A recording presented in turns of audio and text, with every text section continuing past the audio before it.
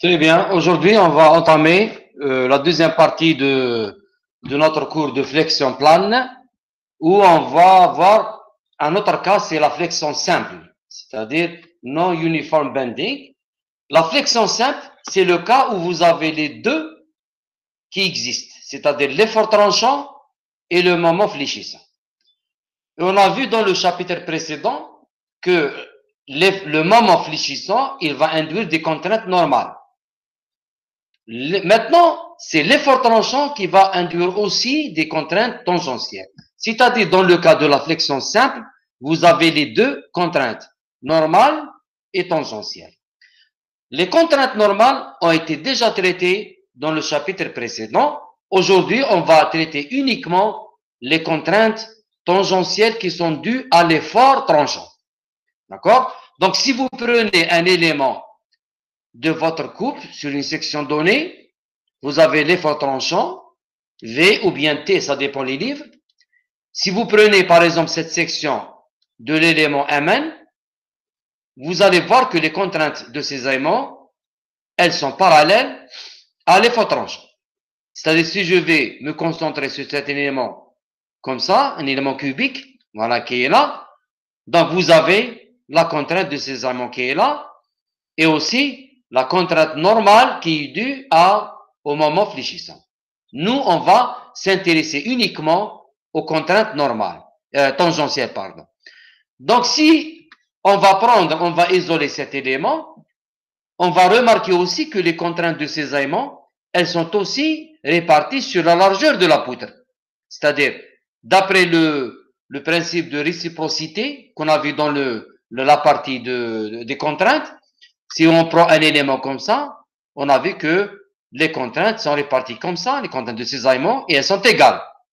Donc nous, cette contrainte qui est là, elle est égale à la contrainte qui est horizontale. Donc nous avons deux cas. Nous avons des contraintes de ces éléments, bien sûr, horizontales, et des contraintes de ces éléments verticales. Pour plus de facilité dans la suite de notre cours, on va travailler uniquement avec les contraintes de ces éléments horizontales. Et si on trouve le résultat, c'est que même les valeurs de contraintes de ces éléments verticaux sont les mêmes.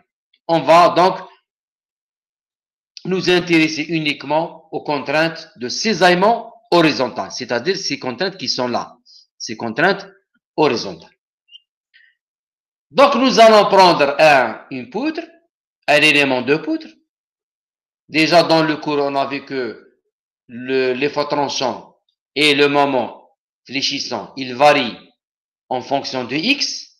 Donc si vous prenez cet élément M1, N1, N, à gauche, il est soumis à l'effort tranchant V et au moment fléchissant M, et à droite, il y a un incrément de moment et un incrément d'effort tranchant. C'est-à-dire, on a V plus dV et M plus D1. Très bien. Donc, on va voir qu'est-ce qui va se passer dans ce cas. Déjà, ce moment qui sont là, les moments, ils vont donner des contraintes normales d'après le cours. D'accord?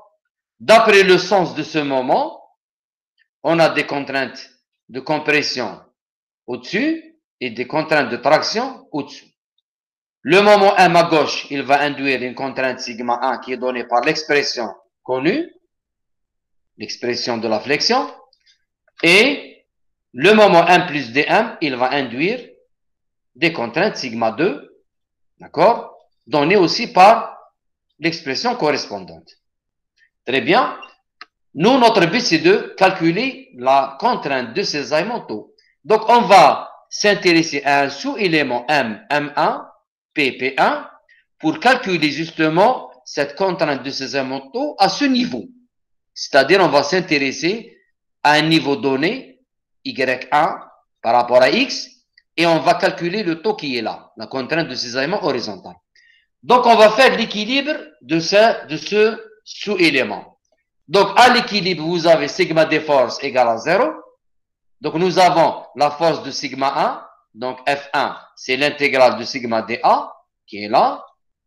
Et à droite, nous avons F2, donc c'est l'intégrale de sigma 2 fois l'élément de surface. D'accord? Je remplace sigma 1 par I sigma 2 par les valeurs qui sont là. D'accord? Et donc F3, elle est égale à F2 moins F1, elle est égale à cette valeur.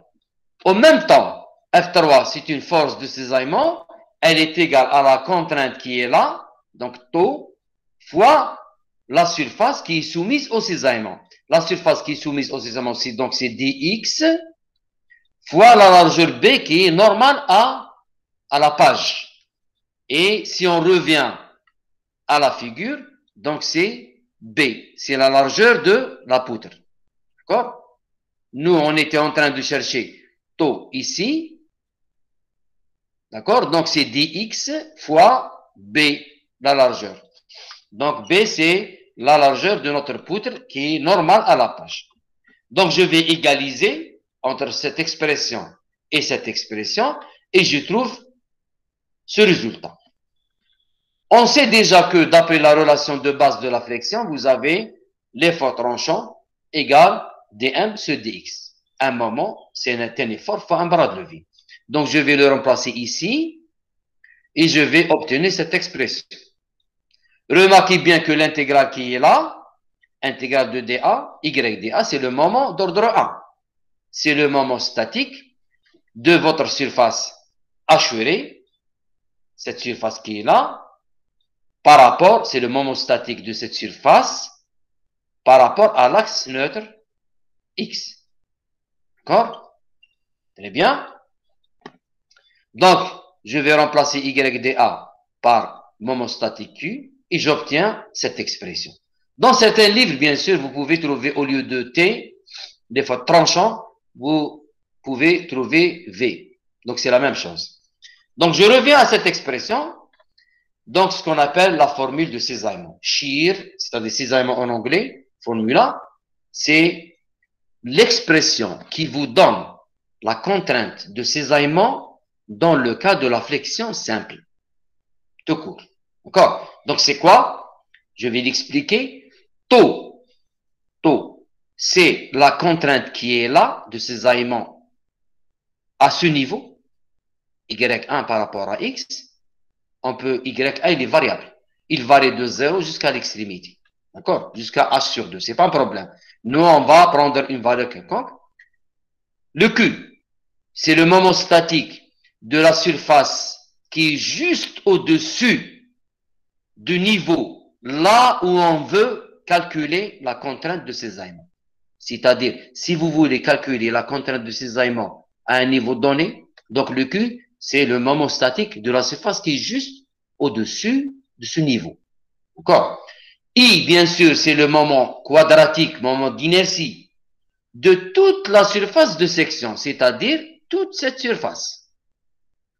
Donc, c'est le moment de toute la section par rapport à l'axe central ou bien l'axe neutre. Et le B, bien sûr, c'est la largeur de la poutre. Le B, c'est la largeur de la poutre. Au niveau, là où vous voulez calculer votre taux. Donc, le B, je répète, le B, c'est la largeur de votre poutre là où vous voulez calculer le taux. Et il n'est pas toujours, ça c'est le cas idéal, vous avez un rectangle de B et B, elle est constante. Mais imagine, vous avez un profil en L ou bien un profil en H. D'accord? Il faut prendre chaque niveau à sa largeur. On va le voir dans un exemple. Très bien? Donc, si vous remarquez bien, dans cette expression, l'effort tranchant, il est constant dans une section donnée, Q, et le I, il est moment quadratique, il est constant, et le B, il est constant. Donc, il nous reste uniquement le Q qui varie en fonction de Y. D'accord? Donc, automatiquement, la contrainte, elle varie uniquement, la contrainte de cisaillement, elle varie uniquement en fonction de la position Y. Y1 par rapport à l'axe neutre. Très bien. On va donner un exemple. Je prends le cas le plus simple. Une poutre rectangulaire qui est là. Largeur B et hauteur H. Je veux calculer ou bien avoir la distribution de ma contrainte en fonction de Y. Je vais prendre un Y quelconque qui est là. D'accord? Donc, le moment d'ordre 1, c'est quoi? C'est la surface fois la distance du centre de gravité de cette surface par rapport à l'axe. Très bien. Donc, la surface, c'est quoi? C'est B fois H sur 2 moins Y1. Voilà. Et la distance qui est là, c'est Y1 plus cette valeur qui est là. Donc, c'est H sur 2 moins Y1 sur 2. Et je vais remplacer, je trouve que le taux, il est fonction de Y carré. Donc, c'est une fonction parabolique. D'accord? Ce qui fait que la valeur maximale de taux, elle correspond à Y1 égale à 0. Donc, c'est au centre. Voilà la valeur maximale. Et la valeur nulle, c'est lorsque Y1 devient égal à A sur 2. Donc, c'est aux extrémités. D'accord? On est là. Aux extrémités, vous avez une valeur nulle. Et au centre, vous avez taux max. Ça, c'est la contrainte de cisaillement horizontal. D'accord? Et on a dit que contrainte horizontale ou bien verticale, c'est les mêmes. Donc, je peux les voir ici, aussi ici, la contrainte de cisaillement verticale. Elle est maximale au centre et elle est nulle aux extrémités pour plus ou moins A sur 2. Bien. Passons maintenant à la dernière condition de résistance.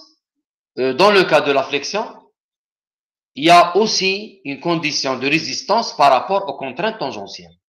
Dans le chapitre précédent, dans le cas de la flexion pure, où on a uniquement le moment fléchissant qui donne une contrainte normale, la condition de résistance dans ce cas, c'est la contrainte normale max ne doit pas dépasser la contrainte admissible. Si vous avez dans le cas de la flexion simple l'effort tranchant, donc il va vous donner une contrainte supplémentaire qui est la contrainte de cisaillement. Elle aussi, elle ne doit pas dépasser la contrainte de cisaillement admissible qui est donnée par cette expression.